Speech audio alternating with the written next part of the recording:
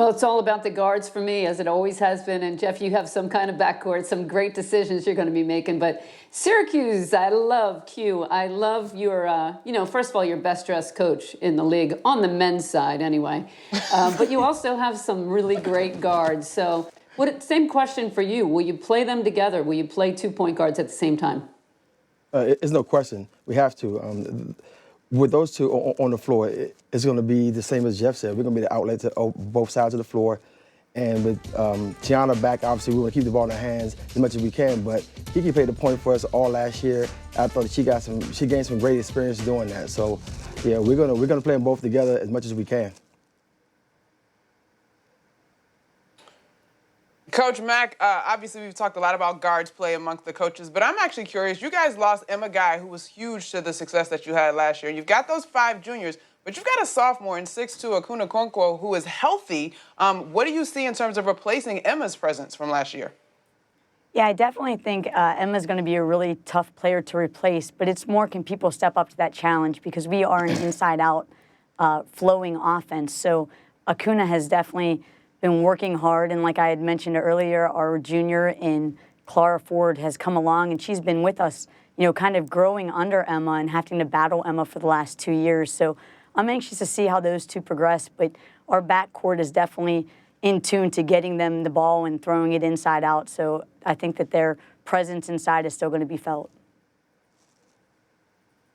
Coach Q, I spent some time this morning watching some Camila Cardoso film, and I swear she looked like Zion Williamson playing against high school kids at 6'7". It was pretty unbelievable. So tell us more about your freshman class. 4th in the country. That's incredible. I know Cardoso, Priscilla Williams.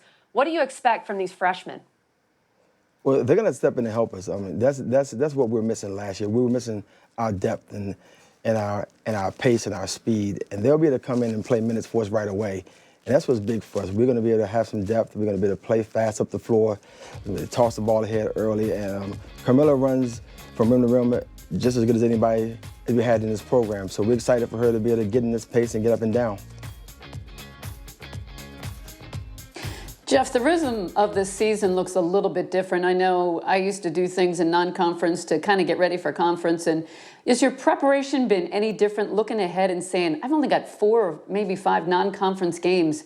Is that going to change anything for you? Will you simplify things at all? That's a great point. I mean, for us, to be honest, we have had our kids on campus since June. And we've been very fortunate, and our players have done a great job managing the coronavirus and all the logistics that go with that. We're actually further along right now than we've ever been. As I've told the players, the biggest challenge for them, especially your young players, is the fact that you don't have your 7 or 8 games in conference, a game here or there that may be a bye game to get some players some experience. We're on the road at Middle Tennessee State, our first game, and then we're at Cincinnati, our second game. Both of them are very talented and well coached. So you're getting thrown into the fire and you're going to have to produce from day one. So we're not necessarily going to change what we do, but I think it's going to be a lot more thrown at our players once we start the season, especially without any exhibition games or scrimmages. Coach Q, you said right off the beginning that you were just so happy to be back playing basketball again. I know we are also happy to be here talking basketball again. Coach Mack, if you could, what was it like the first day that you guys finally got back in the building and back into the gym with your players? What was that like? It was relieving, exciting. We had a hard time. At that point, we were still not supposed to be hugging each other, and it was really just an emotional time for us because we had missed each other. Unlike what Jeff was saying, we didn't get our players back until September. So just to be back on the court together, we had just truly missed each other. And, we're grateful, and I think that's why we've had such great practices leading up to now, is because we're just thankful every day to be able to be playing in the sport we love and being able to interact and being face-to-face with each other. We can relate to that, Coach Mack. As a ladies' night squad here on ACCN, we're grateful to be here, too. We've missed each other, there's no doubt. Coach Walls, I want to ask you about the Elizabeths. Elizabeth Balagoon and Elizabeth Dixon. We know what they did as freshmen, and both of them dealt with maybe some injuries last year, and we're still kind of finding their role in the program. I'm assuming you're expecting some big years from the 2 Elizabeths, as I like to call them. Yeah, they've both had very good springs and summers and have been performing well in practice.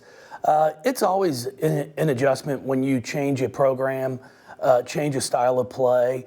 And then, I've always said it that, they went from being two of the better players on their team their freshman year to where now all of a sudden they're competing in practice every single day with players that are as good, if not better, in some areas.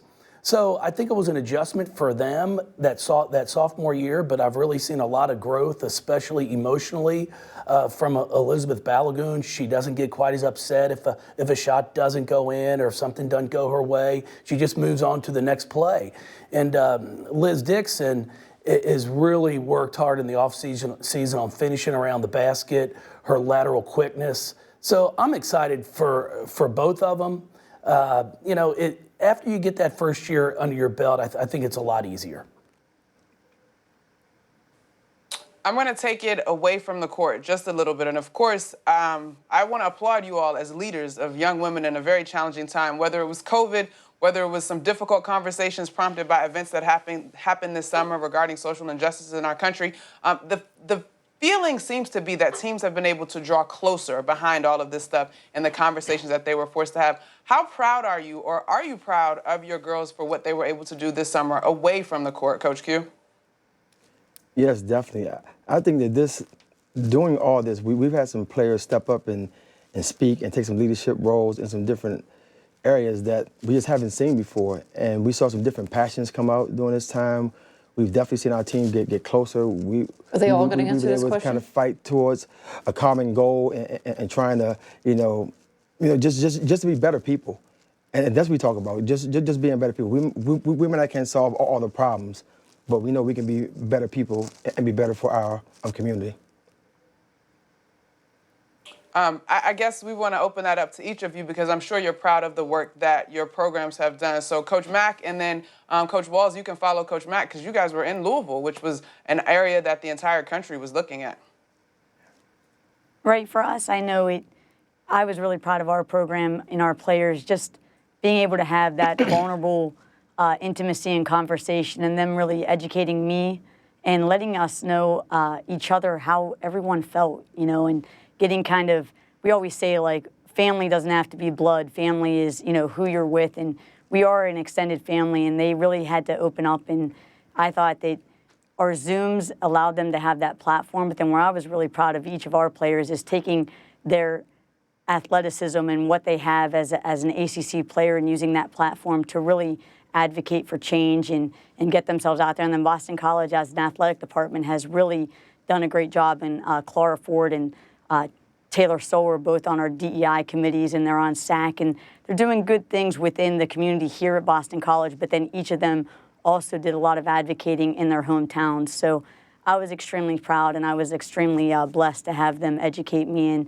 bring me up to speed on everything that I needed to do to help them and fight for change. Yeah, you know what? As you said, Monica, we are right here in the middle of it at Louisville. We have always addressed difficult situations head on within our women's basketball program. We don't shy away from any conversations. After the first week of the Breonna Taylor situation, we had a Zoom call with some of our LMPD officers. We're very fortunate and blessed to have a lot of them that work our games, and our players know them intimately. They're friends with a lot of them.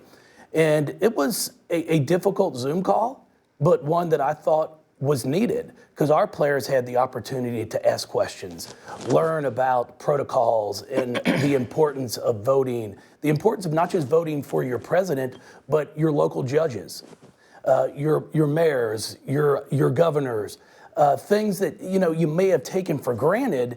And then we learned a ton from that. And then, we have talked about having a voice, but also having action behind it. Slogans are great, but at the end of the day, we have to have action that will make change. I'm very fortunate to have a wonderful staff, and our team right now, we have adopted an elementary school in our West End to try to make a difference. So our players can tell their stories, give kids hope and ideas of what they can do to get to where they are right now, not just as basketball people, but as young women. Well, I hope we can keep that conversation going across all of our teams and our platforms. And certainly we need to stand up and be anti-racist. Before I let you go, Joanne, I got to ask the question I've been dying to know, because when I looked at that schedule, you absolutely have the toughest road. You have, of course, the two gentlemen on either side of you to contend with all year. But you add into that mix, you got Notre Dame twice and NC State. I'm not sure what happened. I know you're an incredibly positive person. How are you going to spin this one? Well, like I say, I think I learned this back in the day. If you either want to play with the big dogs or you stay on the porch, right? So we've got to be willing to go out and show what we're made of, and having this challenging schedule is a great opportunity. And each of our players came to play in the ACC for those kind of games. So we're going to embrace it, and we're excited about it. Coach Q, Coach McGraw earlier mentioned the style that you have, and of course your outfits and things of that nature. I have to know, and I've been wondering this, I know your first fit is going to be fire, there's no doubt, but how are the masks looking? I'm assuming you have some pretty awesome masks ready to roll. Got to. If we got to wear them, we got to do it right. So I'm gonna send Jeff 5, let him try them out first and see how it works with those button ups, and I'm gonna do the other 15 and see how it works. Coach, we know it's going to look good. Another thing that we know is going to look good from your team is seeing Tiana back on the court. And we know what she means to this program after the battle that she went through last year. But what can we expect to see from her this year? Much of the same. She's really good right now. She's playing hard. She's playing aggressive, and I think that's what I was most worried about. When she come back and still have confidence, and she's very confident in her game. I think sitting out last year allowed her to see some things, and she actually told me that I was right a couple times after sitting down and watching basketball for a year.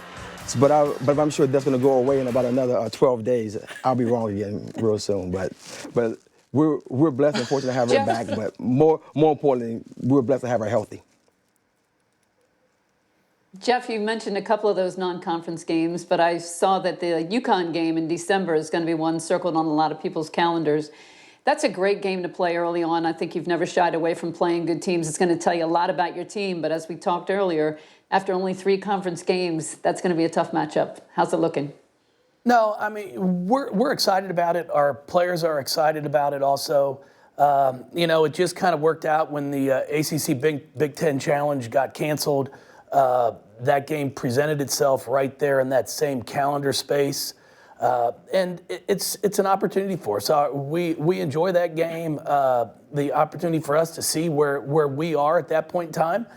But we know that, all of a sudden, December the 10th, once we start up with ACC play, we're at Duke on the 10th and then back at Duke on the 31st. So we'll get a taste real quick of how good we're going to be once we start up our conference play, because I think our league is even better than last year from top to bottom.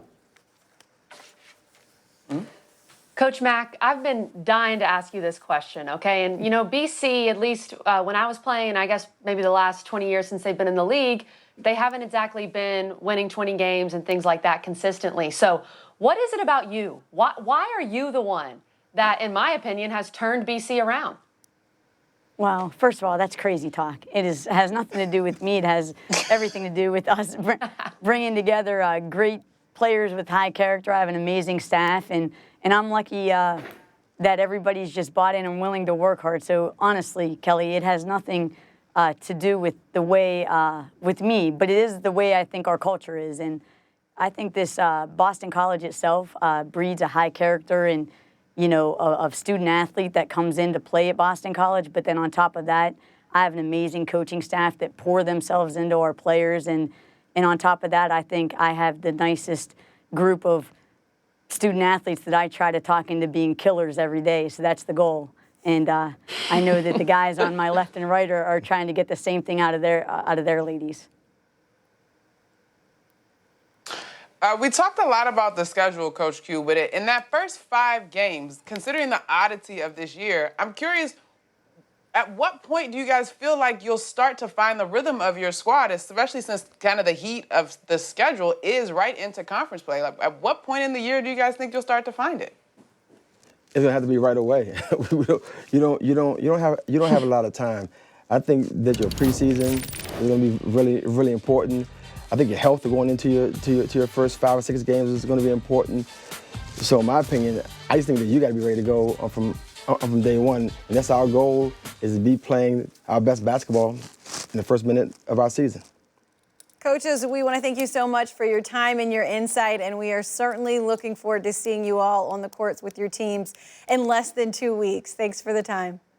Thank you so much for having us. Thank you very much.